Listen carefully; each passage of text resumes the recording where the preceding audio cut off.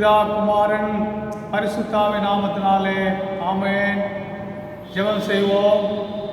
மகா இரக்கம் நிறைந்த ஆண்டவரே, வானத்தை பூமியும் அண்ட சராசரங்களை படைத்தவரே, மனுஷன் நம்முடைய சாயலால் உண்டாக்கினவரே, உடைய சாயலில் இருந்து போன போது உடைய சொந்த குமாரனாக இயேசு கிறிஸ்துவை உலகத்துக்கு அனுப்பி எங்களை ஆசீர்வதித்தவரே, இன்னொரு நாள் வாழ்கின்ற உலகம் ஆண்டவரே பலவிதமான இக்கட்டான சூழ்நிலைகளிலே கடந்து சென்று கொண்டிருந்தாலும் உடைய பரிசுத்த ஆவியான ஆசீர்வாதங்கள் நீ கொடுத்திருக்கிறபடினாலே ஆண்டவரே எல்லாவற்றையும் நாங்கள் மேற்கொள்ளத்துக்குதான கிருபை வரங்களை கூட எங்களுக்கு தருகின்றதுக்காக ஸ்தோத்திரிக்கிறோம்.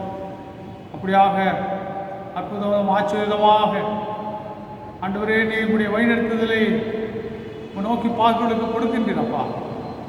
இது தொடர்ந்து உடைய கிருபை வழிநடத்துதல் ஆசீர்வாதத்தையும் நீ தொடர்ந்து உடைய ஜனங்களை கட்டளையிட வேண்டும் நாங்கள் ஜெபிக்கிறோம்.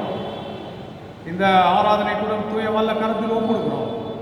தேவரை பொறுப்படுத்திக் கொள்வீராக. பரிசுத்த ஆவியாரோட ஆசீர்வாதங்களை கட்டளையிடுவீராக. உடைய ஆளுகை பரிபூர்ணமாயிருந்து உடைய இறை மக்களை ஆசீர்வதிக்க வேண்டும் என்று இயேசு கிறிஸ்து மூலம் வேண்டிக் கொள்கிறோம். ஜீவனுள்ள நல்ல தகப்பனே, ஆமென்.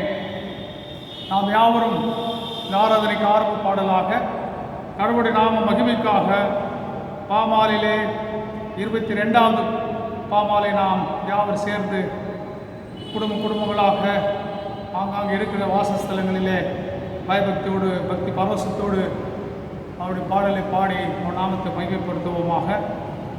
பாமாலை 22. தூய தூய தூய சர்வவல்ல தேவரீர்க்கு நாளும் சங்கீதம் ஏறுமே. தூய தூய தூய பூவரான ஏகா காருண்யரே தூய திரேகரே. தூய தூய தூய அன்பர் சூழ நின்று தெய்வ ஆசனமுன்னத பீடம் வைப்பாரே. கேருபீம் சேராபீம் தாழ்ந்து போற்ற பெற்று என்றென்றும் வீட்டாள் வீரனாரியே. தூய தூய தூய ஜோதி பிரகாச பாவ கண்ணாலுந்தன் மாண்பை காண யார் வல்லோ. நீரே தூய தூய மானவாக்கு கேட்ட மாட்சிமை தூய்மை அன்போ நிறைந்தோ. தூய தூய தூய சர்வவல்ல நாதா வானம் பூமி ஆழி உம்மை ஸ்தோத்தரிக்குமே. தூய தூய தூய மூவரான ஏகா காருண்யரே தூய திரேகரே. நாம் யாவரும் ஆண்டவரை தொழுது கொள்வோம். ஆதரவான ஆராதனை முறையை நாம் பின்பற்றுகின்றோம். கடவுள் ஆவியா இருக்கிறார். அவரை தொழுது கொள்ளுகிறவர்கள் ஆவியோடும் உண்மையோடும் அவரை தொழுது கொள்ள வேண்டும். நம்முடைய பிதாவாகிய கடவுளாலும் கர்த்தராகிய இயேசு கிறிஸ்துவினாலும் உங்களுக்கு கிருபையும் சமாதானமும் உண்டாவதாக. இது கர்த்தர் உண்டு பண்ணின நாள், இதிலே களி கூர்ந்து மகிழ கடவோம். கடவுள் ஒளியாக இருக்கிறார், அவர் எவ்வளவு பேரும் இருளில்லை. அவர் ஒளியில் இருந்தது போல நாமும் ஒளியிலே நடந்தால் ஒருவரோடு ஐக்கியப்பட்டிருப்போம். அவருடைய குமாரனாகிய இயேசு கிறிஸ்துவின் ரத்தம் சகல பாவங்களை நீக்கி நம்மை சுத்திகரிக்கும். திரியேக கடவுளை போற்றுவோம். எங்கள் தந்தையாம் கடவுளே, முது வல்லமையால் ஞானத்தால் எல்லாவற்றையும் படைத்து முதுகுமாரன் எங்கள் ரட்சகராக தரும்படி உலகத்தில் அன்பு கூர்த்தீரே, உம்மை போற்றுகிறோம். குமாராம் கடவுளே, பாவத்தை தவிர்த்து எல்லாவற்றிலும் எங்களைப் போல் மனிதனாகி எங்கள் பாவங்களுக்காக ஒப்புடுபட்டு எங்கள் நீதிக்காக உயிர்த்தே பெருமை போற்றுகிறோம். பரிசுத்த ஆவியானவராகிய கடவுளே, எல்லா உண்மைக்குள்ளே எங்களை வழி நடத்தி கடவுளின் அன்பை எங்கள் நெஞ்சில் புரிகிறவரே போய் போற்றுகிறோம். பிதா, குமாரன், பரிசுத்த ஆவியாகிய கடவுளே, உமக்கே காலமும் எல்லா புகழும் மகிமையும் உண்டாவதாக. ஆமென். பாவரிக்கை. நமக்கு பாவம் இல்லை என்போமானால் நம்மை நாமே வஞ்சிக்கொள்ளாவோம், நமக்குள் உண்மை இல்லை. நமது பாவங்களை அறிக்கையிட்டால் பாவங்களை நமக்கு மன்னித்து எவ்வித அனிதமும் நீங்கள் நம்மை சுத்திகரிப்பதற்கு அவர் நம்பத்தக்கவர், நீதியும் உள்ளவர். கடவுள் ராஜ்யம் சமீபித்திருக்கிறது, மனம் திரும்பி சுவிசேஷத்தில் நம்பிக்கை வைகள். நமது பலவீனங்களுக்காக பரிதவிக்க முடியாத பிரதான ஆசாரியர் நமக்கு இராமல் எல்லா விதத்திலும் நம்மை போல் சோதிக்கப்பட்டும் பாவமில்லாத பிரதான ஆசாரியரே நமக்கு இருக்கிறார். ஆகவே நாம் யாவரும் இருக்கிற மௌனமான நிலையிலே ஒரு சில மணித்துளிகள் நம்முடைய தனிப்பட்ட பாவங்களுக்காக இறைவனிடத்திலே மன்றாடுவோம். மௌனமான நிலையிலே ஒரு சில மணித்துளிகள் அதற்காக செலவிடுவோம். தன் பாவங்களை மறைக்கிறவன் வாழ்வுடைய மாட்டான், அவைகளை அறிக்கை செய்து விட்டு விடுகிறோம் இறக்கம் பெறுவார் என்று வேத வசனம் சொல்லியிருக்கிறபடினாலே இந்த ஆண்டவர் கொடுத்திருக்கிற அற்புதமான வேலையை நாம் தனிப்பட்ட பாவங்களை அறிக்கை செய்வதற்கென்று அதை கருத்தாய் பயன்படுத்திக் கொள்வோம்.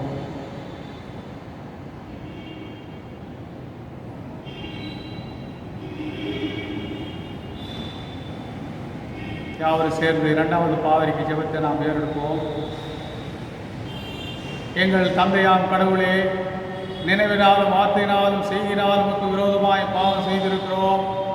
முழு மனதோடு நாங்கள் உம்மை நேசிக்கவில்லை. எங்களிடத்தில் நாங்கள் அன்பு கூறுவது போல அயலாரிடத்தில் நாங்கள் அன்பு கூறவில்லை. எங்கள் மேல் இரக்கமாயிருக்க உண்மை வேண்டிக் கொள்கிறோம். எங்கள் பாவ வழக்கை நீக்கி எங்களை சுத்திகரியும். எங்கள் குற்றங்களை விட்டுவிட எங்களுக்கு உதவி புரியும். எங்கள் ஆண்டவர் இயேசு கிறிஸ்துவின் மூலமாய் வேண்டிக் கொள்கிறோம் பிதாவே. ஆமென். சர்வ வல்லமையும் மிகுந்த இரக்கமுள்ள ஆண்டவர் மன்னிப்பையும் பாவ நிவர்த்தியை நமக்கு கட்டளிட்டார்களே, வாழ்க்கையை சீர்படுத்துவதற்கான காலத்தையும் நமது பரிசுத்தாவின் கிருபையும் தேற்றுதலையும் நமக்கு தந்தள்ளுவாராக. ஆமென். ஆண்டவரை துதியுங்கள். ஆண்டவர் நாமம் துதிக்கப்படுவதாக. இப்போது இந்த நாளுக்கான இறைச்செய்திக்கு ஆதாரமான வேத பாடத்தை வாசிக்க கேட்போம். இந்த ஓய்வு நாளின் செய்திக்கு ஆதாரமாய் தெரிந்து கொள்ளப்பட்ட வேத பகுதி லூக்கா எழுதின சுவிசேஷம் 2ஆம் அதிகாரம் வசனங்கள் 42 துவங்கி 52 வரை. பரிசுத்தர் லூக்கா என்பவர் எழுதின நற்செய்தி நூல் அதிகாரம் 42 வசனங்கள் 42 முதல் 52 வரை வாசிக்க கவனமாய் கேட்டோம்.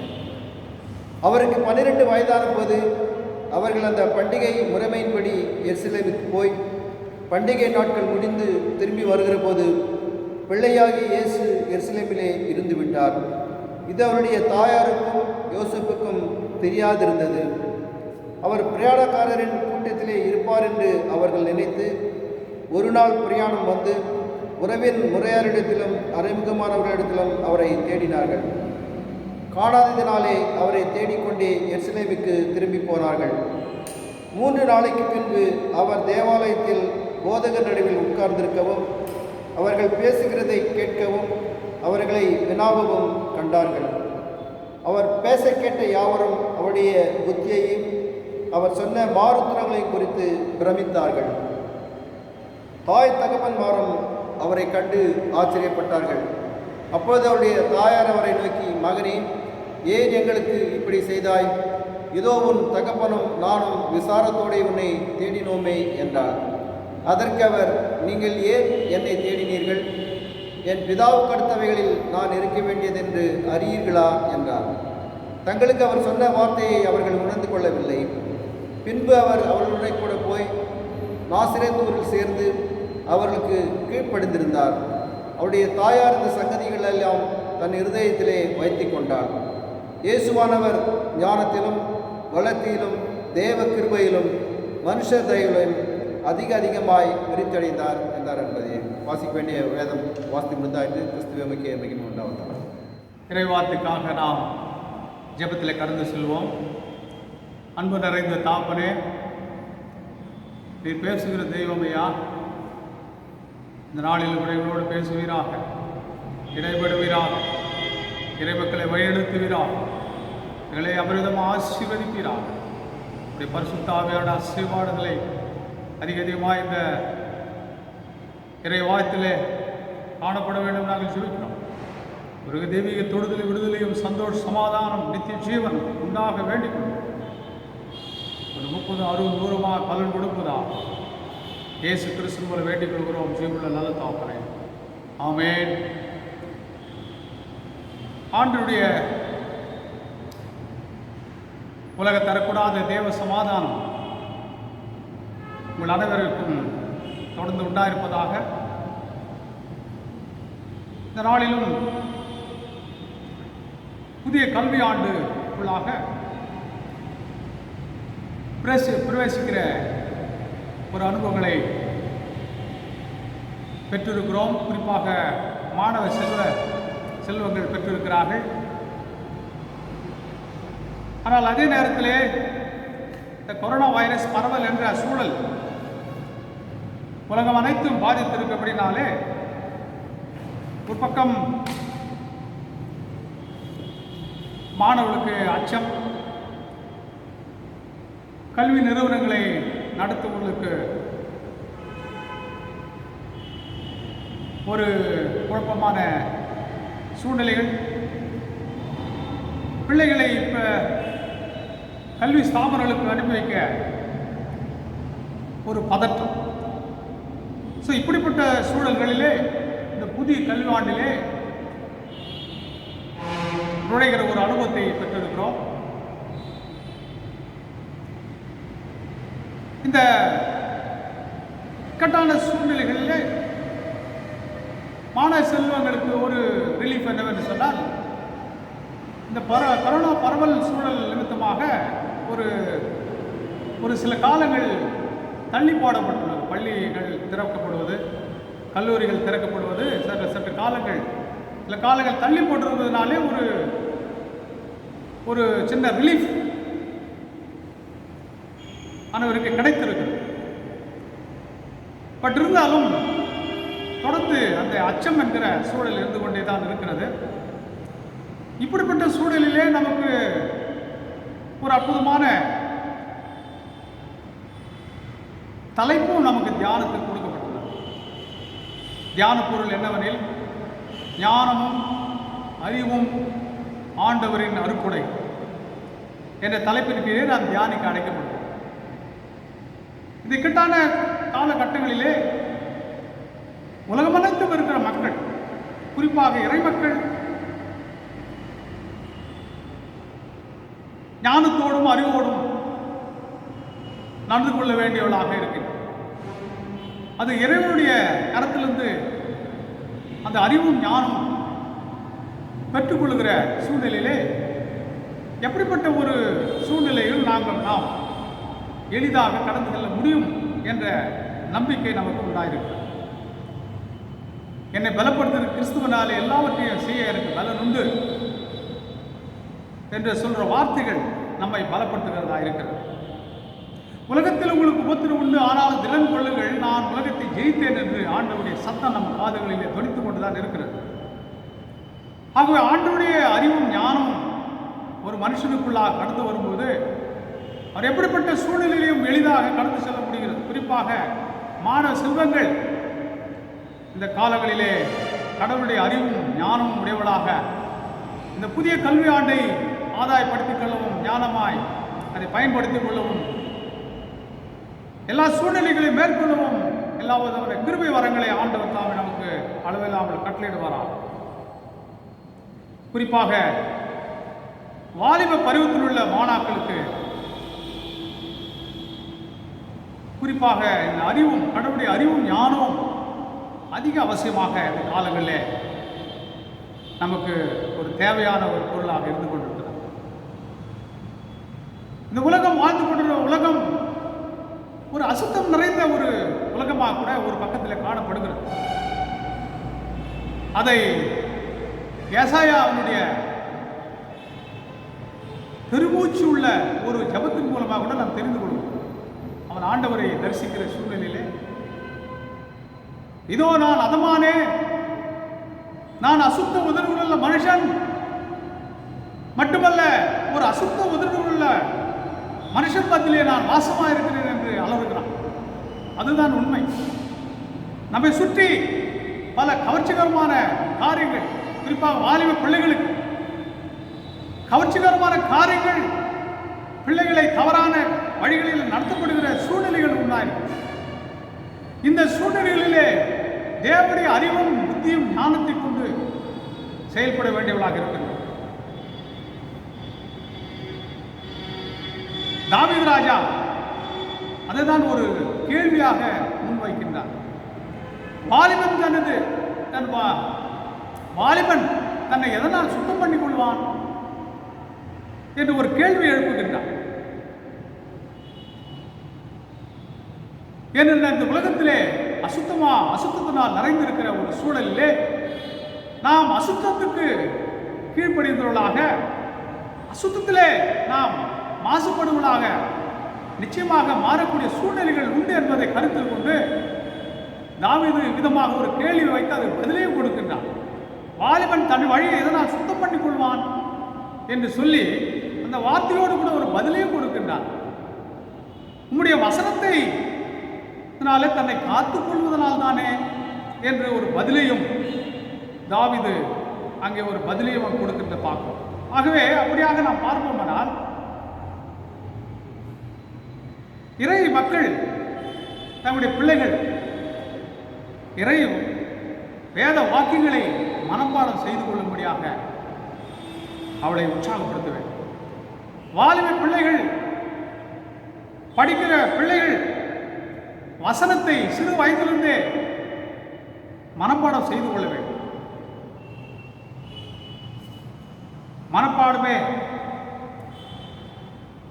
மனப்பாடம் செய்து கொள்வது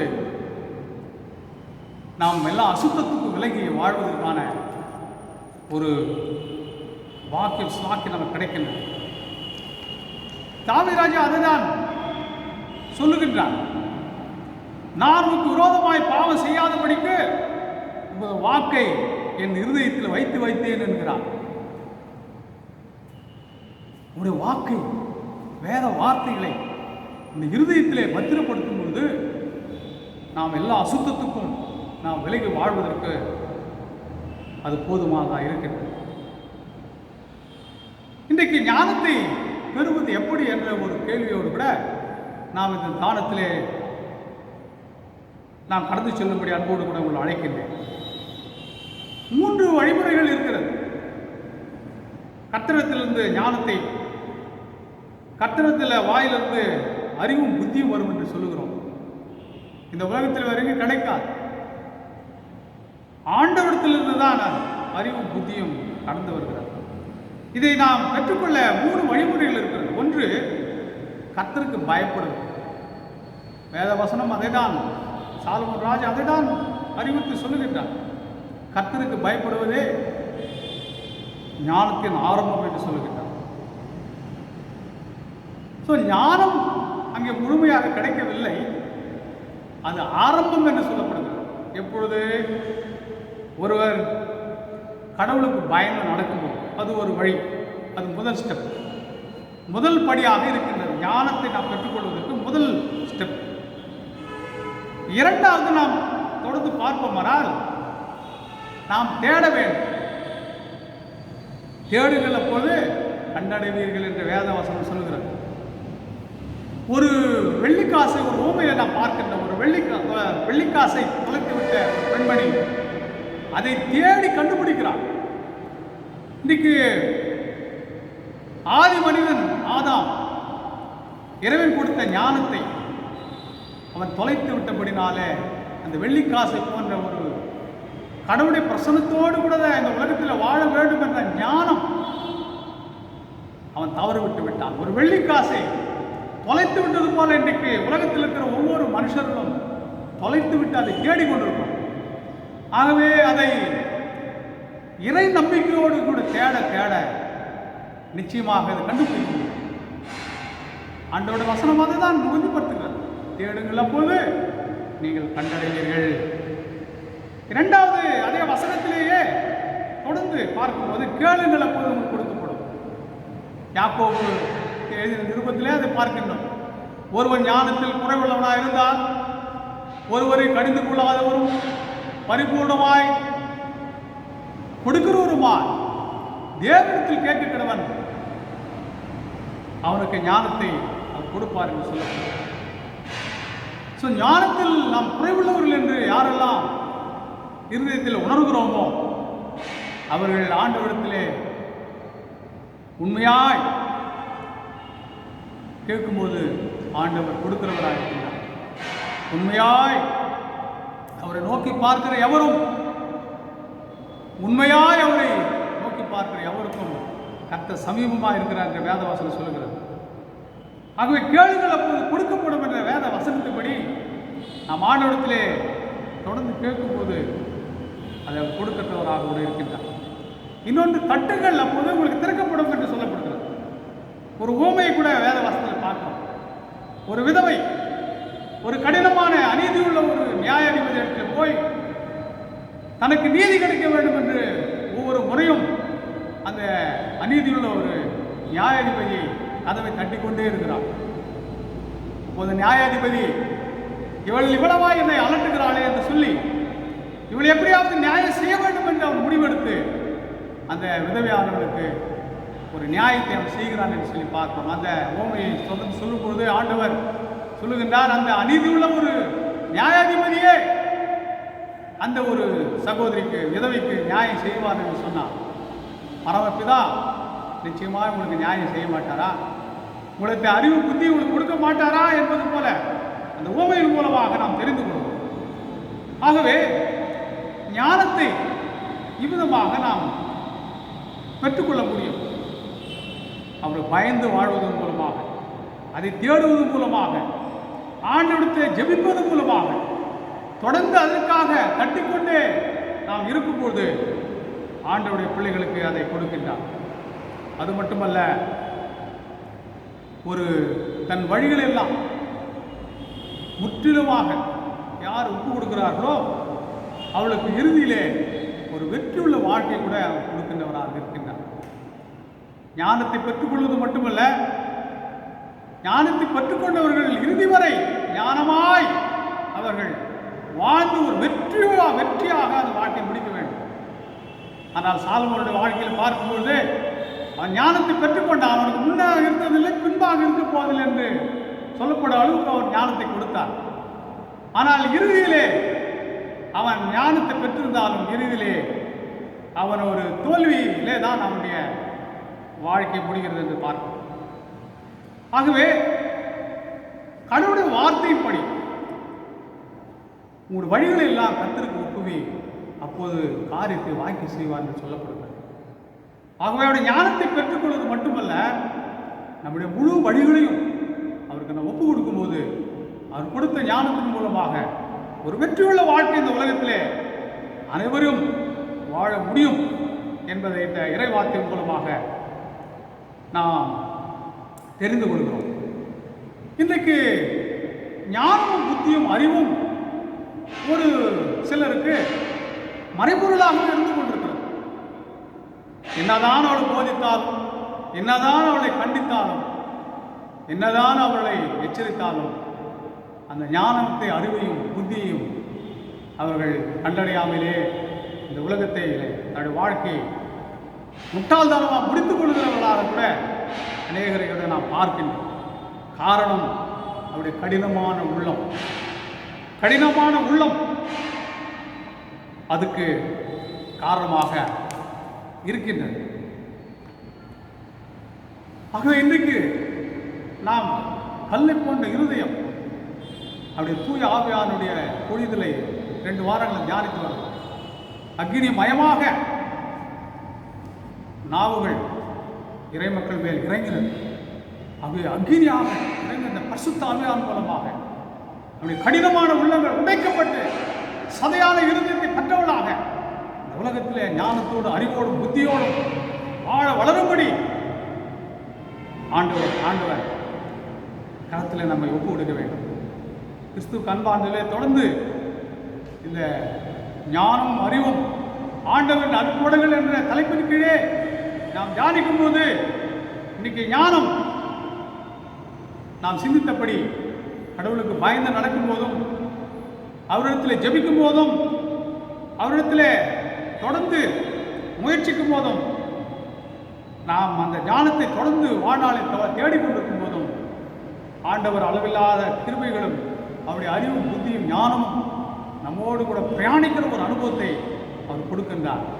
ஆனால் அப்படி பிரயாணிக்கும் போது ஒரு பெருமையும் ஒரு பேராசையும் கூட நம்மை கவிழ்த்து விடுவதற்கு சில நேரங்களிலே அது வழிவகுக்கிறதாக கூட இருக்கின்றது. ஞானமும் புத்தியும் அறிவும் உங்கள்கிட்ட கடந்து வரும்போது அது கடவுளுடைய நாமத்தை மகிமைப்படுத்துவதற்காக அந்த ஞானத்தை புத்தி அறிவை பயன்படுத்த வேண்டும். இன்னைக்கு சாலமோனுடைய வாழ்க்கையில் பார்த்தோம் என்றால் அவன் அளவில்லாத ஞானத்தை பெற்றிருந்தான். ஆனால் பேராசை சுய மகிமை தேடி அவன் வீழ்ச்சி அடைகிறதை நாம் பார்க்கிறோம். ஆகவே அவர் கொடுக்கிற ஞானத்தை அறிவை பயன்படுத்தி அவர் நாமத்தை மகிமைப்படுத்த வேண்டும். அவன் நம்முடைய சுய மகிமைக்கும் நம்முடைய பேராசைகளுக்கும் ஏதுவாக அந்த ஞானத்தை அறிவையும் நாம் பயன்படுத்தக்கூடாது. ஆண்டவர் நாமத்தை மகிமைப்படுத்த வேண்டும். என்னை கனம் பண்ணுகிறவரை நான் கனம் பண்ணுவேன் என்று சொல்லுகிறார். அவர் கொடுத்த புத்தியும் அறிவை ஞானத்தை பயன்படுத்தி ஆண்டவரை துதிக்க வேண்டும், அவரை மகிமைப்படுத்த வேண்டும், அவரை உயர்த்த வேண்டும், அவரை கனம் பண்ண வேண்டும். அதுதான் ஆண்டவர் அவர்கள் எதிர்பார்க்கிறார். ஏதோ ஒரு சுயநலத்துக்காக அந்த ஞானத்தை அறிவும் புத்தியும் வைத்து அந்த உலகத்தில் வாழ்வதில்லை. அது கடவுள் நாமத்தை மகிமைப்படுத்த வேண்டும். எப்படி மகிமைப்படுத்துவது, எப்படி அவரை கனப்படுவது என்று சொன்னால் இன்றைக்கு 2 வழிகள் இந்த உலகத்தில் இருந்து கொண்டே தான் இருக்கிறது. கேட்டுக்கு போகிற வாசல் வழி விரிவும் வழி விசாலமாக இருக்கிறது. அதன் வழியாய் பிரவேசிக்கிறவர்கள் அநேகர். ஜீவனுக்கு போகிற வாசல் அது இடுக்கமும் வழி நெருக்கமுமாக இருக்கிறது. அதை கண்டுபிடிக்கிறவர்கள் சிலர். ஆக கிறிஸ்துவுக்கு அன்பார்ந்தவர்களே, இன்றைக்கு சாய்ஸஸ் நல்லது கெட்டது எது என்பதை பிரித்தாளுகிற ஒரு அனுபவத்தோடு கூட இந்த உலகத்திலே கடைசி வரை நாம் வாழ வேண்டும். இன்றைக்கு அந்த ஞானத்தை வைத்து ஏன் இது செய்ய முடியாது என்று நீ கேட்கலாம்.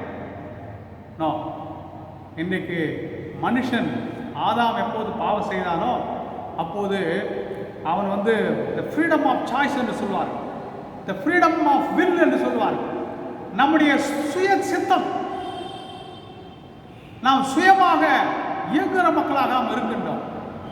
அந்த ஞானத்தையும் புத்தியும் அறிவையும் நாம் கடவுளுடைய நாம மகிமைக்காக நாம் அதை பயன்படுத்த வேண்டும் என்று முடிவு செய்து அதை கடைசி வரை காத்துக்கொள்ளும்போது தான் அது ஆசீர்வாதத்தை கொண்டு வரும். இல்லை என்று சொன்னால் அந்த அறிவை ஞானத்தையும் புத்தியும் பயன்படுத்தி ஒரு விசாலமான வழியிலே சென்று விட்டால் அது கேடுகளுக்கு நம்ம வழிநடத்து போய்விடும். ஆகவே இன்றைக்கு ஞானம் என்பது ஒரு மென்பொருள் போன்றது, ஒரு சாஃப்ட்வேர் என்று சொல்லலாம். அது ஹார்ட்வேர்ன்னு சொல்ல முடியாது, சாஃப்ட்வேர். ஸோ அது ஒரு லேப்டாப் வைத்து தான் நாம் அதை கையாள முடியும். ஆகவே அந்த லேப்டாப் என்று சொல்வது நம்முடைய மைண்டு, நம்முடைய ஃப்ரீ வில் நம்ம கொடுத்துருக்குறோம். அதான் பெரிய ஆசீர்வாதம். நம்ம நல்லதும் செய்யலாம், கெட்டதும் செய்யலாம். ஸோ நம்முடைய இஷ்டம். அப்போது அவர் கொடுத்த அறிவை ஞானத்தை பயன்படுத்தி நல்லவைகளை மாத்திரம் செய்வதற்கு நம்ம ஒப்பு கொடுக்க வேண்டும். நல்ல மரம் நல்ல கனிகள் கொடுக்கும் என்று சொல்லப்படுது பாருங்கள். ஆகவே ஒரே மரத்தில் 2 கனி கிடையாது.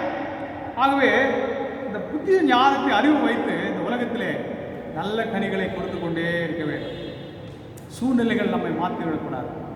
மக்கள் நம்மை மாற்றிவிடக்கூடாது. பணம் நம்மை வேற நம்முடைய குணாதிசையை மாற்றிவிடக்கூடாது. நம்முடைய அறிவும் புத்தியும் நமக்கு பெருமை கொண்டு வந்து விடக்கூடாது. நம் கொடுத்திருக்கிற அறிவும் புத்தியும் ஞானம் பேராசைக்கு போய்விடக்கூடாது. நாம் தாழ்மையாக இந்த உலகத்திலே தொடர்ந்து வாழ வேண்டியவளாக இருக்கும். நம்மை முற்றிலுமாக தாழ்த்த வேண்டும். மனுஷனே என்னத்தை உன்னிடத்தில் கேட்கிறார்? ஆண்டவருடைய சமூகத்தில் தாழ்மையாக நடப்பதும் நன்மை செய்வதும் இரக்கத்தை சிநேகித்து அப்படி சமூகத்திலே தாழ்மையாக நடக்க வேண்டும். எனக்கு அறிவு இருக்குது, எனக்கு புத்தி இருக்குது, ஞானம் இருக்குது என்று சொல்லி நம்மை உயர்த்தி கொண்டால் நாம் தாழ்த்தப்படுவோம். தன்னைத்தான் தாழ்த்துகிறவன் உயர்த்தப்படுவான் என்று சொல்லப்படுகிறார்.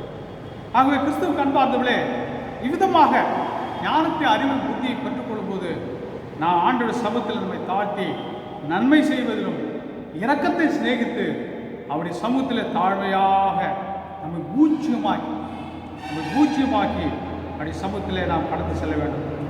அப்படியாக கடந்து செல்லும்போது கடவுள் தொடர்ந்து அவருடைய பிரசன்னத்தையும் அவருடைய வழிநடத்தில் ஆசீர்வாதத்தை நம்ம கொடுக்கின்றார்.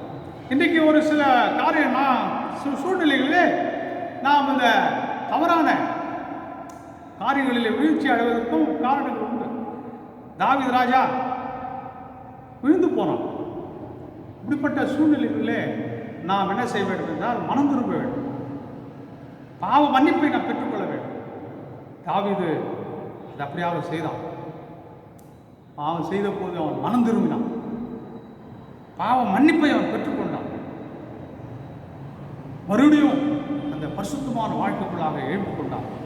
இன்னைக்கு அநேகர் செய்வது என்னன்னு சொன்னால், ஒரு தவறான வழியிலே சென்றார் என்றால் அந்த வழியிலேயே சென்று மாண்டு போகிறார்.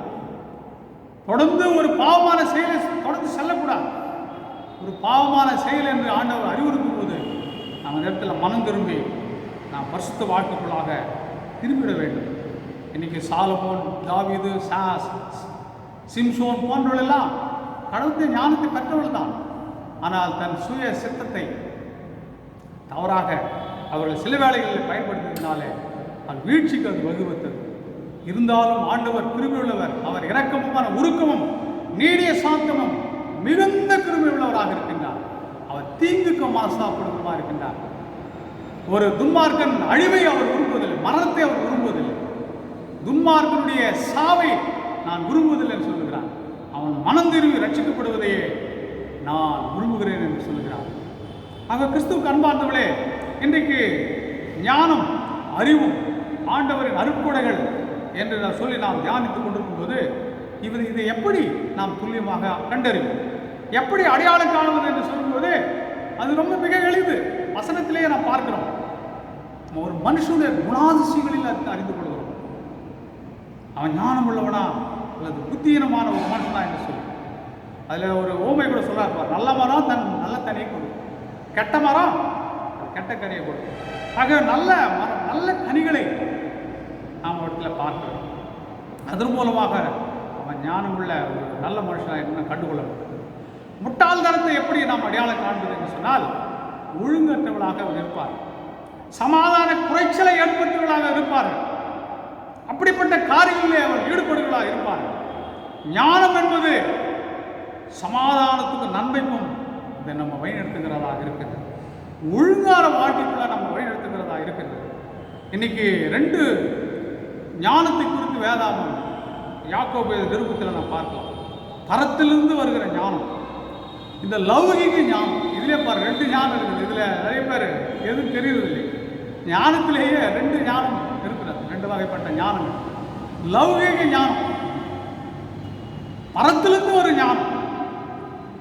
அந்த பரத்திலிருந்து வருகிற ஞானத்தை எப்படி அடையாளம் காணும் என்று சொன்னால், ஜாக்கிரதையாக பேசுவார், நிதானமாக நடந்து கொள்வார், சமாதானத்துக்கு ஏதுவாக அவர்கள் நடந்து கொள்வார். சமாதான பேச்சு அவர் வாயில் இருக்கும், அன்பான பேச்சு அவருடைய வாயில் இருக்கும். யாக்கோபு 3:13 நாம் வாசித்தோம்னா மிக தெளிவாக நாம் அறிந்து கொள்ளலாம். உங்களில் ஞானம் விவேகமாக இருக்கிறவன் எவனோ அவன் ஞானத்துக்குரிய சாந்தத்தோடு தன் கிரிகளை நல்ல நடக்கினாலே காண்பிக்க கடவன். உங்கள் இருதயத்தில் கசப்பான வைராகத்தையும் விரோதத்தையும் வைத்தீர்களானால் நீங்கள் பெருமை பாராட்டாதீர்கள். சத்தியத்துக்கு விரோதமாய் பொய் சொல்லாமல் இருங்கள். இப்படிப்பட்ட ஞானம் பரத்திலிருந்து இறங்கி வருகிற ஞானமாயிராமல் லௌகீக சம்பந்தமானதும் ஜென்ம சுபாவத்துக்குரியதும் பேய்தளத்துக்கு அடுத்ததுமாய் இருக்கிறது. வைராகியமும் விரோதமும் எங்கே உண்டோ அங்கே கலகமும் சகல துர்ச்செய்களும் உண்டு. பரத்திலிருந்து வருகிற ஞானமோ முதலாவது சுத்தமுள்ளதாயும் பின்பு ஞான சமாதானமும் சாந்தமும் எனக்கும் உள்ளதாயும் இரக்கத்தாலும் நற்கடிகளாலும் நிறைந்ததாகும் பட்சபாதம் இல்லாததாயும் மாயமற்றதாயும் இருக்கிறது. நீதியாகிய கனியானது சமாதானத்தை நடப்புகிறாலே சமாதானத்திலே விதைக்கப்படுகிறது. ஆகவே இங்கே பரத்திலிருந்து வருகிற ஞானத்தை குறித்து மிக தெளிவாக இங்கே பார்க்கிறோம். கடைசி இறுதியாக நாம் இது குறித்து பார்க்கும்போது லூக்கா வாசிக்கப்பட்ட வேத பாகத்திலிருந்து ஒரு சில காரியங்களை நாம் தியானித்து இந்த இறைவார்த்தை நான் நிறைவு செய்ய நான் விரும்புகின்றேன். ஞானத்தில் நிறைந்திருந்த இயேசு இன்னைக்கு ஒரு ஒரு நிறைவான ஒரு ஞானம். சால்மோன் வேளை ஒரு ஞானத்தை பெற்றிருந்தாலும் அவன் ஒரு நிறைவான ஒரு பூரணமான ஒரு மனுஷனாக இறுதியில் இல்லாமல் போனான். ஆனால் இயேசுவானவர் தாவீது சந்ததியில் வந்தவர் ஒரு பூரண புருஷனாக அவர் திகழ்ந்தார். இன்றைக்கு நாம் எல்லாம் அவரை தான் உற்று நோக்க வேண்டும். ஒரு பூரண புருஷனாக இந்த உலகத்தில் வாழ்ந்தார். ஞானத்தில் நிறைந்திருந்தார் அவர். அவரிடத்தில் நாம் கற்றுக்கொள்ள வேண்டியது என்ற நாளிலே அவசியமாக இருக்கிறது. அவரிடத்தில் என்ன கற்றுக்கொள்ள சொன்னால், இன்றைக்கு எருசலேமிலே 3 முக்கிய வருடாந்திர பண்டிகை கொண்டாடுவார்கள். அதாவது பஸ்கா பண்டிகை, கூடார பண்டிகை மற்றும் அறுவடை பண்டிகை, 3 பண்டிகை. பஸ்கா பண்டிகை என்பது எகிப்திலே சங்கார தூதன் அங்கே கடந்து சென்ற போது ஆட்டுக்குட்டி ரத்தத்தை நிலைக்கால்களில் பூசப்பட்டதுனால சங்கார தூதன் இஸ்ரவேல் ஜனங்களை பாதிக்காமல் கடந்து சென்றான். அதான் பாஸ்ஓவர் என்று ஆங்கிலத்தில் சொல்லப்படுகிறது, பஸ்கா பண்டிகை. ஆகவே இஸ்ரவேல் ஜனங்கள் ஒரு நாளும் இந்த காரியத்தை மறந்து போகாதிருக்கும்படிக்கு வருடாந்திர பண்டிகை கொண்டாடப்பட்டது. 2வது கூடார பண்டிகை. வனாந்திரத்திலே அவர் கூடாரத்திலே இருந்தார்கள். அதை அவர்கள் மறந்து போகக்கூடாது என்று சொல்லி வருடாந்திர பண்டிகையாக கொண்டாட என்று ஆண்டவர் அவர்களுக்கு கட்டளையிட்டிருந்தார். 3வது அறுவடை பண்டிகை. இது பெந்தேகோஸ்து திருநாள். அங்கே தாங்கள் பிரவேசித்த பாலும் தேடு ஓடுகிற தேசத்திலே, கானான் தேசத்திலே அவர்கள் முதல் விளைச்சலை விளைத்த போது அந்த விளைச்சல்களை ஆண்டவர் சமூகத்தில் படைத்து ஆண்டவருக்கு நன்றி சொல்ல வேண்டும். விதமான 3 பண்டிகைகள். ஆகவே இந்த 3 பண்டிகைகள் எருசலேமிலே கொண்டாடப்பட்டது. அங்கே மையப்படுத்தப்பட்ட ஒரு தொழுகை. எங்கிருக்கிற யூதர்களும் இஸ்ரவேல் ஜனங்கள் அந்த வருடாந்திர பண்டிகைகளை நிச்சயமாக கடந்து வர வேண்டும். அங்கே கடந்து வருவார்கள். அங்கே அந்த தேவாலயத்திலே அங்கே என்ன செய்வார்கள், அங்கே முக்கியமான சப்ஜெக்ட்ஸ், இறையியல் சம்பந்தமான காரியங்களை அங்கே இருக்கிற மத போதகர்கள் அங்கே ஒரு சீரியஸ் டிஸ்கஷன். அந்த டிஸ்கஷனில் ஒரு நல்ல முடிவுகளை அவர்கள் எடுப்பார்கள். அந்த பண்டிகைக்கு இயேசுவும் அங்கே சென்றிருந்த போது அங்கே அந்த மத தலைவர்கள் எல்லாம் போதகமார்கள் உட்கார்ந்து முக்கியமாக பேசின ஒரு டாபிக் என்னவென்று சொன்னால், மேசியா வரப்போகிறார். அவர் எப்போ வரப்போறார், எப்போ இந்த அடிமைப்பட்டிருக்க ஜனங்கள் மீட்கப்படுவார்கள் என்பது குறித்து தானே முக்கியமான ஒரு டாபிக். ஸோ அந்த டாப்பிக்கில் அந்த டிஸ்கஷன் தான் இயேசுவானவர் அங்கே உட்கார்ந்துருக்கிறார். ஆகவே இன்றைக்கு அந்த ஞானத்திலே நாம் வளர வேண்டுமானால் தொழுகை கூடுகளுக்கு நாம் ஒழுங்காக செல்ல வேண்டும். அங்கே வருடாந்திர பண்டிகைகளுக்கு ஒழுங்கு கிரமமாக சென்றவர்களில் இயேசு அவருடைய குடும்பத்தினரும் வருடாந்தோறும் அங்கே செல்வார். அங்கே முக்கிய டிஸ்கஷன் இந்த மெசியாவை குறித்து தான கேள்விகள். அந்த டிஸ்கஷனில் இயேசுவும் அங்கே 12 வயசில் உட்கார்ந்து அவர் கேட்ட கேள்வி, மெசியா குறித்து தான கேள்விகளோட பதில் சொல்ல முடியும். ஞானம் நிறைந்தவராக அங்கே காணப்பட்டார். இது எப்படி வந்தது என்று சொன்னால், அங்கே ஒழுங்காக நம்முடைய தொழுகை ஸ்தலங்களுக்கு நாம் கடந்து செல்ல வேண்டும். அப்போது இறை சம்பந்தமான நமக்கு அநேக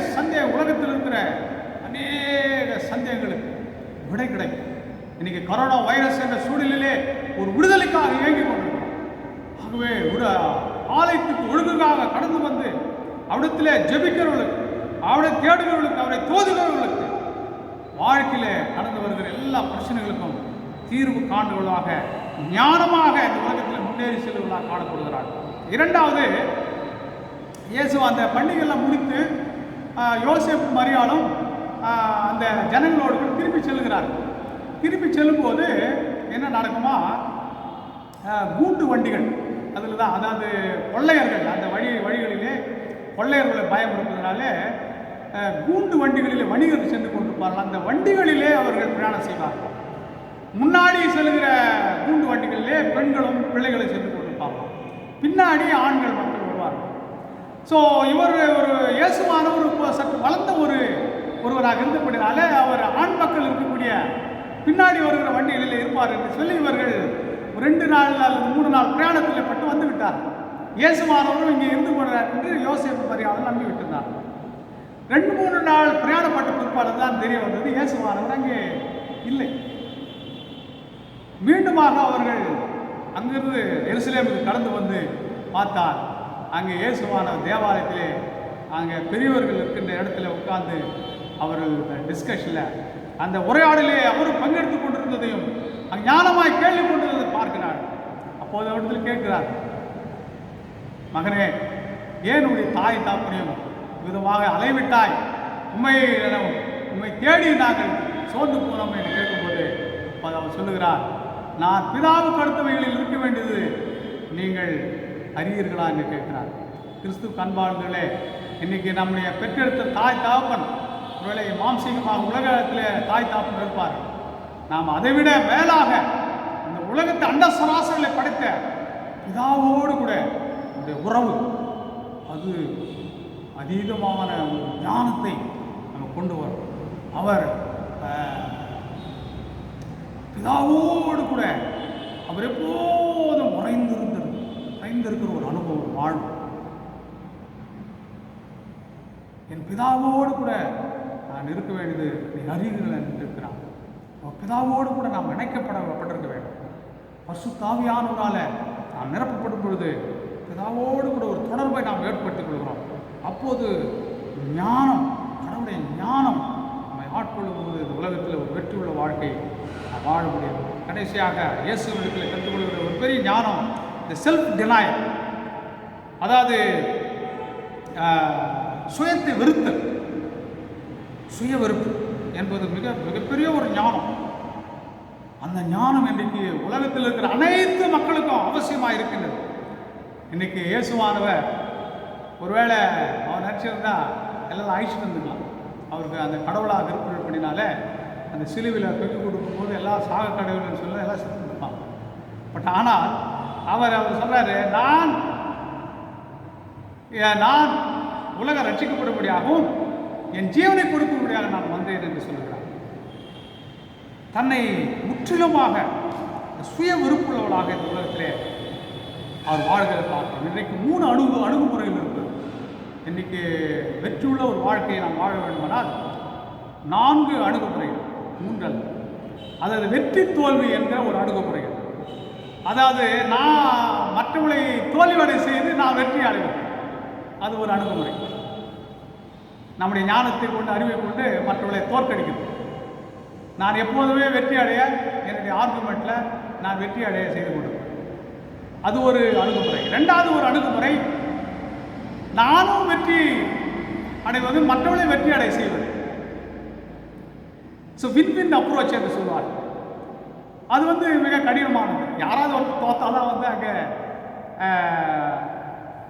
ஒரு காரியத்துக்கு வழிபிறக்கும். இது ரொம்ப காரியம்.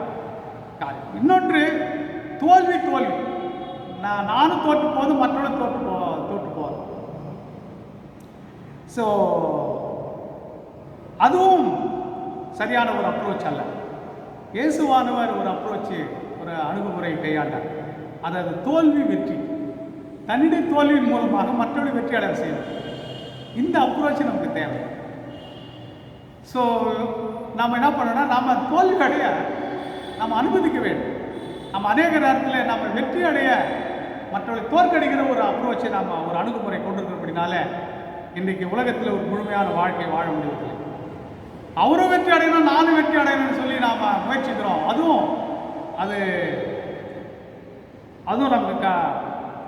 நமக்கு கைகூடி வருவதில்லை. மற்றவர்களும் தோல்வி, நானும் தோற்று போவது, அந்த அணுகுமுறையும் சரியான ஒரு அணுகுமுறை இல்லை. இன்றைக்கி நம்மை தோல்வி அடை செய்வது, மற்றவர்களை வெற்றி அடை செய்வது அவங்க இயேசுவின் அணுகுமுறை. சுய வெறுப்பு. என்னை ஒரு பின்பற்றவர் விரும்பினால் தன்னைத்தான் வெறுத்து தன் சிலுவை எடுத்துக்கொண்டு நடக்க கடவுள் என்று சொன்னார். இன்றைக்கு அவர் தோல்வி அடைந்தவராக, நம்முடைய பாவ பாரத்தை சிலுவையில் அவர் ஏற்றுக்கொண்டவராக, அவர் மரணத்தை ஏற்றுக்கொண்டவராக கடந்து செல்கிறார். நம்ம எல்லாரையும் வெற்றி அடை செய்தார். இறுதியிலே பிதாவானவர் அவரை வெற்றி அடைய செய்கிறவராக மரித்தோரிருந்து உயிரோடு கூட எழுப்பினார்.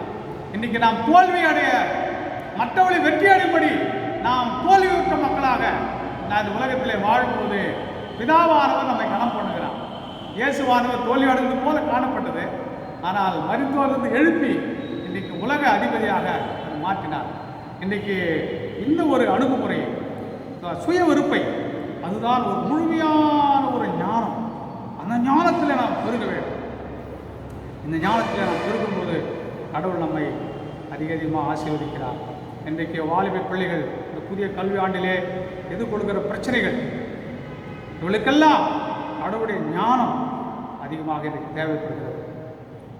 இன்றைக்கு இந்த ஞானத்தை பெற்றுக்கொள்ள வேண்டுமானால் சில ஸ்டெப்ஸ் இருக்குது. கடவுளை பயப்படணும், அவர்கிட்ட வேண்டிக்கணும், அவரிடத்தில் தொடர்ந்து தட்டி கொண்டே இருக்கும், அந்த ஞானத்தை தேட வேண்டும். அப்படியாக பக்தி பரவசத்தோடு செய்யும்போது அதுக்கு கிடைக்கிற பொருளாகத்தான் அது இருந்து கொண்டிருக்கிறார். அவர் கொடுத்த அந்த ஞானத்தை அறிவு நாம் பெற்றுக்கொள்ளும் போது அது சுய நலத்துக்காக பயன்படுத்தக்கூடாது, கடவுள் நாமத்தை மையப்படுத்தும்படியாக அதனை பயன்படுத்த வேண்டும். தாழ்வுள்ளவர்களாக இந்த உலகத்தில் நடக்க வேண்டும். இன்றைக்கு இந்த லௌகீக ஞானம் அது நம்ம அழிவை தேடி வரும். இன்னைக்கு பரத்திருந்து வருகிற ஞானம், அதாவது கடைசியாக பிடிச்சு பாருங்க, தன்னைத்தான் வெறுத்து என்னை பின்பற்றவர் விரும்பினால் தன்னைத்தான் வெறுத்து தன் சிலுவை எடுத்துக்கொண்டு பின்பற்ற வேண்டும் என்று ஆண்டவர் சொல்கிற அந்த சிலுவை எடுத்துக்கொண்டு நாம் நடக்கும்போது நிச்சயமாக கடவுள் நம்மை ஆசீர்வதித்து உயர்த்தி மேன்மைப்படுத்துகிறவராக இருக்கிறது. அப்படி செய்ய கற்றுத்தான் திரும்ப செய்வரா ஜெபம் செய்வோம். திரும்ப ஆண்டவரே, இன்றைக்கு ஞானமும் அறிவும் ஆண்டவரின் அருட்கொடைகள் என்று நாம் தியானம் செய்வதோடு சுவாமி, இந்த காரியத்திலே தொடர்ந்து பரிசுத்தாவியானவர் எனக்கு உதவி செய்ய வேண்டும் என்று ஜெபிக்கிறோம். இந்த அருள்மாரியை நீர் பொழிந்த அருள்மாரியை கொண்டு, பரிசுத்தாவியானவரை கொண்டு ஞானமாக, புத்தியாக, அறிவோடு கூட இந்த உலகத்தில் நீர் வாழ்ந்தது போல வாழ வேண்டும் ஐயா. அதை ஆசீர்வதியும் கைவிடாமல் இயேசு கிறிஸ்து போல வேண்டிக் கொள்கிறோம் ஜீவனுள்ள நல்ல தகப்பனே, ஆமென். இப்போது நம்முடைய திருச்சபை செயலாளர் அவர்கள் திருச்சபையுடைய அறிவிப்புகளை கொடுக்கும்படி அன்போடு நான் அழைக்கிறேன். தேவனுக்கே துதியும் கனமும் மகிமையும் உண்டாவதாக. வாக்குத்தத்த வசனம் யோவேல் 2ஆம் அதிகாரம் 21ஆம் வசனம், பக்கம் 1061. தேசமே பயப்படாதே, மகிழ்ந்து களிகூறு, கர்த்தர் பெரிய காரியங்களை செய்வார். பல கடினமான சூழ்நிலைகளின் மத்தியிலும் நாம் தேவனிடம் நம்மை தாழ்த்தி ஜெபித்தோம். நிச்சயமாக தேவன் நம் ஜெபத்தை கேட்டு நம் ஒவ்வொருவரின் வாழ்க்கையில் மட்டுமன்றி நம் தேசத்திலும் பெரிய காரியங்களை செய்வார். இயேசு கிறிஸ்துவின் ஈடு இணையற்ற நல்நாமத்திலே வாலாஜி அத்துவே யோவான் திருச்சபையார் அனைவருக்கும் அன்பின் வணக்கங்களையும் வாழ்த்துக்களையும் குருசேகர் குழுவின் சார்பாக அன்போடு தெரிவித்துக் கொள்கிறோம். கொரோனா வைரஸ் தாக்குதலிலிருந்து நம்மை பாதுகாத்து வருகின்ற நம் தேவாதி தேவனுக்கு உள்ளத்தின் ஆழத்திலிருந்து அனைவரும் நன்றிகளையும் துதிகளையும் செலுத்துவோமாக. நம் ஆலயம் வழிபாட்டிற்காக திறக்கும் விவரங்களை நாம் வாட்ஸ்அப் குழுவின் மூலமாக திருச்சபையார் அனைவருக்கும் தெரிவிப்போம் என்பதை அன்போடு தெரிவித்துக் கொள்கிறோம். தொடர்ந்து ஜெபியுங்கள், கர்த்தர் பெரிய காரியங்களை செய்வார். இந்த இக்கட்டான லாக்டவுன் பீரியடிலும் நம்மை உற்சாகப்படுத்தி நம்மை வழிநடத்தி வருகின்ற நமது ஆயரவரன் வி பாதாம் கென்னடி அவர்களுக்கும், பொருளர் திரு ஆபிரகாம் அன்பழகன் அவர்களுக்கும், குருசேகர குழுவின் உறுப்பினர்கள் அனைவருக்கும் அன்பின் வாழ்த்துக்களையும் நன்றிகளையும் அன்போடு தெரிவித்துக் கொள்கிறோம். இணையதள ஒளிபரப்பை நேர்த்தியாக செய்து கொடுத்து வருகிற குருசேகர குழு உறுப்பினர் திரு ஜே பிரதீப் ஜாஸ் அவர்களுக்கு நன்றிகளை தெரிவித்துக் கொள்கிறோம். இரங்கல் செய்தி. நமது திருச்சபையை சார்ந்த மூத்த உறுப்பினர் திருமதி எம் லூயி லட்சுமி வஜ்ரவேலு ஆசிரியர் அவர்கள் வயது 86. திரு பிரேம்குமார் அவருடைய தாயார் அவர்கள் கடந்த 28/5/2020 வியாழக்கிழமை அதிகாலை கர்த்தருக்குள் நித்திரை அடைந்தார்கள். அன்னாரது நல்லடக்க ஆராதனை அன்று மாலை 5 மணிக்கு நமது கல்லறை தோட்டத்தில் நடைபெற்றது. அன்பு தாயை இழந்து வாடுகின்ற குடும்பத்தார் அனைவருக்கும் ஆழ்ந்த இரங்கலை திருச்சபையின் சார்பாக பணிவன்போடு தெரிவித்துக் கொள்கிறோம். நம்முடைய திருச்சபை செயலாளருடைய அறிவிப்புகளை தொடர்ந்து ஒரு சில காரியங்களை ஜெப குறிப்புகளாக இறைமக்கள் முன்பாக வைக்க விரும்புகின்றேன். தொடர்ந்து இந்த இக்கட்டான சூழ்நிலைகள் மாறும்படி உங்கள் ஜபங்களில் தரித்திருக்கும்படி அன்போடு கூட கேட்டுக்கொள்கிறேன். திறப்பின் வாசலில் நின்று தொடர்ந்து ஜெபிக்கும்படி அன்போடு கேட்டுக்கொள்கிறேன். உலக அளவிலே இந்த கரோனா வைரஸ் என்ற சூழல் மாற வேண்டும். ஆலயங்கள் திறக்கப்பட வேண்டும். இறைமக்கள் விடுதலோடு தேவ சன்னிதானத்துக்கு ஓடோடி வந்து அதை தொழுது கொள்ள வேண்டும். அவருடைய விடுதலையின் சந்தோஷம், சமாதானத்தின் நித்திய ஜீவனை சுவைத்து கொள்ள வேண்டும். அவருடைய திருப்பணிகளை தொடர்ந்து இந்த பூலோகத்திலே மக்கள் செய்து கர்த்தருடைய நாமத்தை மகிமைப்படுத்த வேண்டும். ஆகவே திறப்பின் வாசலிருந்து ஜெபித்துக் கொள்ளுங்கள். இந்த ஊரடங்கு உத்தரவு முடியும் வரை தாங்கள் தங்கியிருக்கும் வாசஸ்தலங்களிலேயே நீங்கள் ஆண்டவர் தொடர்ந்து தொழுது கொள்ளுங்கள். உங்களுக்கு வாட்ஸ்அப் மூலமாக அனுப்பப்படுகிற, யூடியூப் மூலம் அனுப்பப்படுகிற அந்த ஆராதனையில் பங்கு பெற்று ஆண்டவரை தொடர்ந்து தொழுது கொள்ளுங்கள். அது மட்டுமல்லாமல் இந்த புதிய கல்வி ஆண்டு நுழைந்திருக்கிறோம். ஆகவே பிள்ளைகளுக்காக தொடர்ந்து ஜெபம் பண்ணுங்கள்.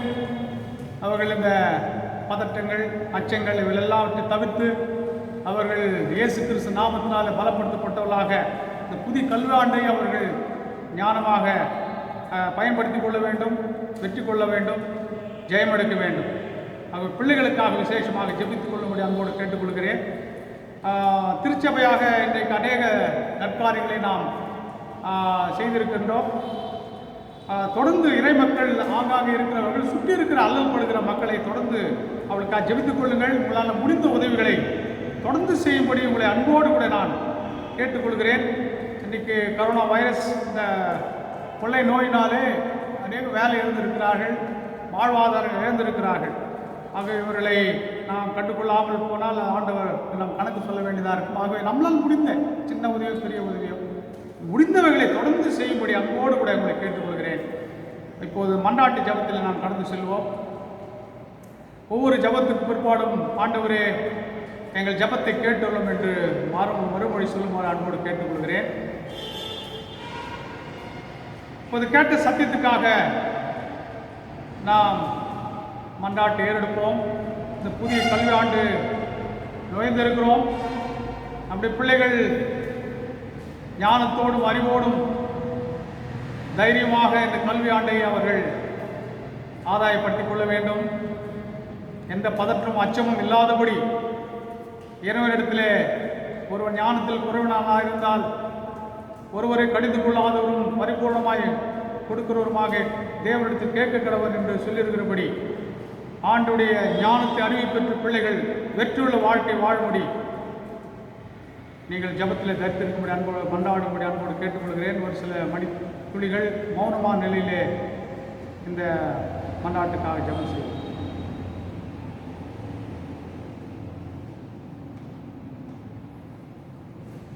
ஆண்டவரே எங்கள் ஜபத்தை கேட்டது.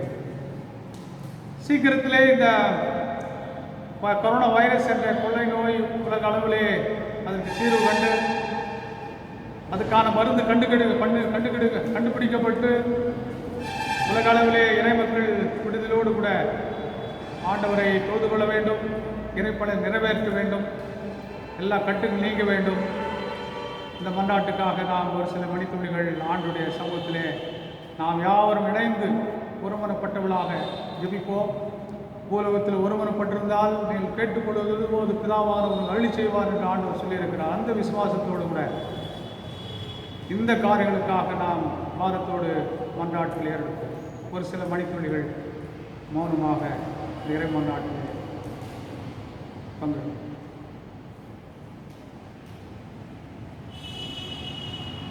ஆண்டவரே எங்கள் ஜெபத்தை கேட்டது. இன்றைக்கி கரோனா வைரஸ்னால் பாதிக்கப்பட்டுள்ள மக்கள் பெருகிக் கொண்டே இருக்கிறார்கள். மகாராஷ்டிரா, குஜராத், டெல்லி, இன்னும் நாம் இருக்கின்ற தமிழ்நாடு, குறிப்பாக சென்னை பட்டணத்தில் பெருகிக் கொண்டது என்று கேள்விப்படுகிறோம். சுற்றியுள்ள மாவட்டங்கள் சீக்கிரத்திலே இவளை அரசாங்கங்கள் எடுக்கிற முயற்சிகள் நிமித்தமாக தீர்வு கண்டு எல்லாம் ஒரு சகஜ நிலைக்கு சீக்கிரத்தில் திரும்பும்படியாக நீங்கள் தொடர்ந்து ஜெபிக்கும்படி அன்போடு கேட்டுக்கொள்கிறேன்.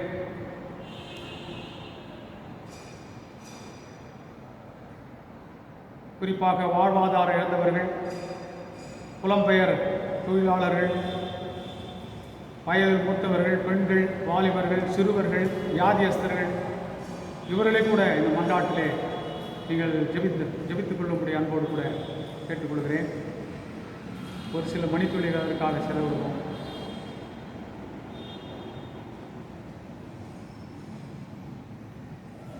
கர்த்தாவே எங்கள் ஜெபத்தை கேட்டது. இன்றைக்கு அரசாங்கம் பலவிதமான முயற்சிகளை எடுத்துக்கொண்டிருக்கிறார்கள். அவர்கள் சிறப்பாய் செயல்படவும், ஞானமாய் செயல்படவும், ஏற்ற நேரத்தில் ஏற்ற முடிவுகளை ஞானமாய் எடுக்கவும், மூலதனங்களை திரட்டி மக்களுடைய தேவையை சந்திக்கவும் நீங்கள் அவருடைய மத்திய மாநில அரசாங்கங்களுக்காக, அவர்கள் தலைவர்களுக்காக, அதிகாரிகளுக்காக ஜெபத்திலே நினைத்துக் கொள்ளும்படி அன்போடு கேட்டுக்கொள்கின்றேன். ஒரு சில மணித்துளிகள் அதற்காக செலவிடுவோம்.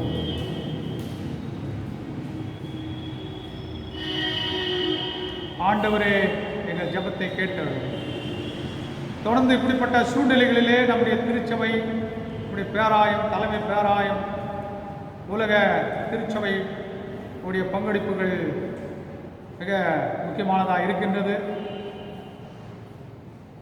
மக்கள் பாடுபடும் போது, கஷ்டப்படும் போது, தேவையிலே அல்லல் படும்போது அவளோடு கூட அடையாளப்படுத்திக் கொள்வது கடவுளுடைய அன்பை வெளிப்படுத்துவதாக இருக்கின்றது. ஆகவே சிறந்த முறையிலே இவர் பங்கெடுப்புகள் காணப்படும்படியாக நாம் ஜெபித்துக் கொள்வோம். இந்த சூழ்நிலையிலே நம்முடைய ஆவிக்குரிய தலைவர்கள் ஞானமாக நடந்து கொள்ள வேண்டும், ஞானமாக இறைமக்களை நடத்த வேண்டும், ஞானமான முடிவுகளை எடுக்க வேண்டும்.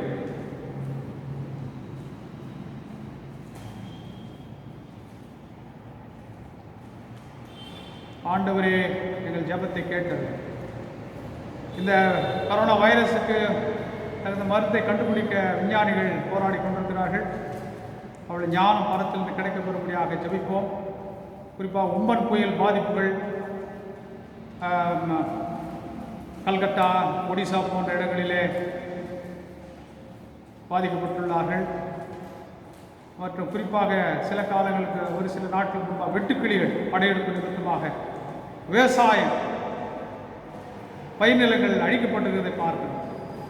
அது மேலும் பெருகாதபடி தடுத்து நிறுத்தப்படும்படியாக பாரத்தோடு ஜெபித்துக் கொள்ளுங்கள்.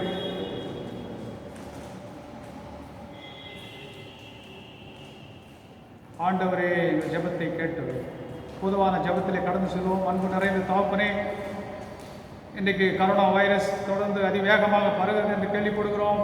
கர்த்தர் இரக்கம் பாராட்டுவீராக, உலக நாடுகளுக்கு இறங்குவீராக, குறிப்பாக உங்கள் நாமம் தரித்த நாடுகளுக்கு இறங்குவீராக. ஐரோப்பிய கண்டத்தில் இருக்கிற நாடுகள், கிறிஸ்துவ நாடுகள், யுனைடெட் ஸ்டேட்ஸ், அமெரிக்கா நாடுகளுக்காக இறங்கும். இந்திய தேசத்தில் இறங்கும். கரோனா வைரஸ் பரவி இருக்கின்ற மாநிலங்களுக்கு இறங்கும். தமிழ்நாட்டுக்கு இறங்கும். நாங்கள் வாழ்கிற ராணிப்பேட்டை மாவட்டத்துக்கு இறங்கும். ரெட் அலர்ட்டிலிருந்து ஆரஞ்சுக்கு வர வேண்டும், ஆரஞ்சிலிருந்து கிரீனுக்கு வர வேண்டும். அப்பா கர்த்தர் உதவி செய்வீராக, ஒரு விடுதலை கட்டளிடுவீராக. இந்த சூழ்நிலையிலே மன ரீதியாக பாதிக்கப்பட்டுள்ள பெருகி இருக்கிறார். வேலையில் இழந்து பாதிக்கப்பட்டுள்ளார். வருமானம் இழந்து, வாழ்வாதாரத்தை இழந்து அல்லல்படுகிற மக்கள் பெருகி கொண்டிருக்கிறார். தீர்வு காணப்பட வேண்டுமே, இறங்குவீராக, உதவி செய்வீராக. மத்திய மாநில அரசுகள் எடுக்கிற முயற்சிகளை ஆசீர்வதிப்பீராக. உலக தலைவர்கள் ஞானமாய் நடந்து கொள்ள உதவி செய், தகுந்த முடிவுகளை எடுக்க உதவி செய். குறிப்பாக நம்முடைய ஆண்டவரே இறை தொண்டை செய்கிற தலைவர்கள், திருச்சபை தலைவர்கள் ஞானமாய் நடந்து கொள்ளும், ஞானமான முடிவுகளை எடுத்து இறைமக்களை ஞானமாய் நடத்தும்படி கர்த்தர் உதவி செய்வார். அப்படி கருத்திலே ஒரு விஷயம் தாழ்த்தி ஒப்படுக்கிறோம். பொறுப்படுத்தும், நடத்தும், ஆசீர்வதியும், கைவிடாது இயேசு கிறிஸ்து போல வேண்டிக் கொள்கிறோம் ஜீவனுள்ள நல்ல தாப்பனே. ஆமென். நாம் யாவரும் சேர்ந்து பரமண்டல ஜெபத்தை ஏறெடுப்போம். பரமண்டலில் இருக்கிற எங்கள் பிதாவே, இப்படி நாமம் பரிசுத்தப்படுவதாக, இப்படி ராஜ்யம் வருவதாக, இப்படி சித்தம் பரமண்டலில் செய்யப்படுவது போல பூமியிலே செய்யப்படுவதாக. இப்படி வேண்டிய அன்றையுள்ள ஆகாரத்தை இன்று எங்களுக்கு தாரும். எங்கள் கடனாளிகளுக்கு நாங்கள் மன்னிக்கிறது போல எங்கள் பாவ குற்றங்களை இந்த மன்னித்தருளும். இந்த சோதனைகள் பிரவேசிக்க பண்ணாமல் தீவிர எங்கள் ரட்சித்துக் கொள்ளும். ராஜ்யமும் வல்லமையும் மகிமையும் என்றென்றைக்கு முடிகிறேன். ஆமென். ஆண்டவராகிய இயேசு கிறிஸ்துவின் கிருபையும் பிதாவாகிய தேவனுடைய அன்பும் பரிசுத்தாவின் ஐக்கியமும் வழிநடத்தலும் ஆசீர்வாத நன்மைகளும் விசேஷமாக ஆண்டவருடைய ஆணி பாய்ந்த கருத்திலிருந்து அவருடைய பிள்ளைகளுக்கு என்று உண்டாகிற தெய்வீக தொடுதலும் விடுதலும் சந்தோஷம் சமாதானம் நித்திய ஜீவன் போன்ற உன்னத ஆசீர்வாதங்களும் நம் அனைவரோடு நிறைவாக இன்று என்றும் சதா காலம் தங்கியிருப்பதாக. ஆமென். என் ஆத்மாவே கர்த்தரை ஸ்தோத்திரி, என் முழு உள்ளபடி பரிசுத்த நாமத்தை ஸ்தோத்திரி. என் ஆத்மாவே கர்த்தரை ஸ்தோத்திரி, கர்த்தர் செய்த சகல உபகாரங்களும் ஆதே. ஆமென். கர்த்தர் உங்களோடு இருப்பாராக, அவர் அவங்களோடு இருப்பாராக. சமாதானத்தோடு ஜீவனம் பண்ணுங்கள் கர்த்தருடைய நாமத்தினாலே. ஆமென்.